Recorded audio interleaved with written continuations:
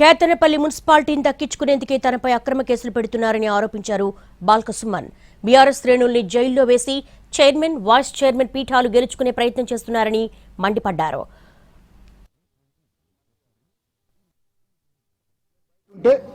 ఎట్టి పరిస్థితుల్లో వాళ్ళ పప్పులు ఉడకవని చెప్పి, వాళ్ళ ఆటలు సాగవని చెప్పి మమ్మల్ని జైలుకు పంపించాలని చెప్పి ఇప్పటికే మా మూలరాజరెడ్డి గారిని అరెస్ట్ చేసిరు.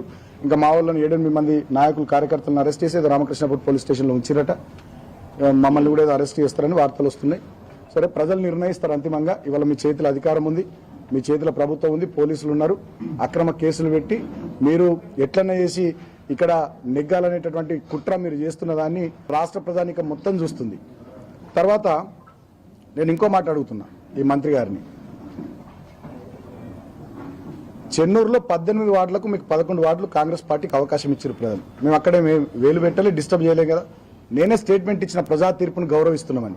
మరి ఇక్కడ కేతన్పల్లి మున్సిపాలిటీలో 22 వార్డులకు కానీ 14 వార్డులు మాకు ప్రజలు గెలిపించి మాకు అవకాశం ఇస్తే ఇక్కడి ప్రజా తీర్పును మీరు ఎందుకు తుంగలో దొక్కుతున్నారు? కేతన్పల్లి మున్సిపాలిటీలో మీరు పనిచేయండి అని చెప్పి 14 సీట్లతో మాకు ఇచ్చిన తీర్పును డెఫినెట్గా దాన్ని ముందుకు తీసుకుపోవడానికి ఖచ్చితంగా కష్టపడతా, కృషి చేస్తా, పని చేస్తా. నన్ను జైలుకు పంపించిన వివేక్ గారు, నా మీద రకరకాల ముద్రలు, రౌడీ గుండాన్ని ముద్రలేసిన, లాస్ట్కు నువ్వు నన్ను చంపించిన, నీ కిరాయి గుండాలతో నువ్వు నన్ను చంపించిన బాల్క సుమన్ అనేటోడు ఆధారాడు, బెదరాడు, కేసీఆర్ శిష్యుడు.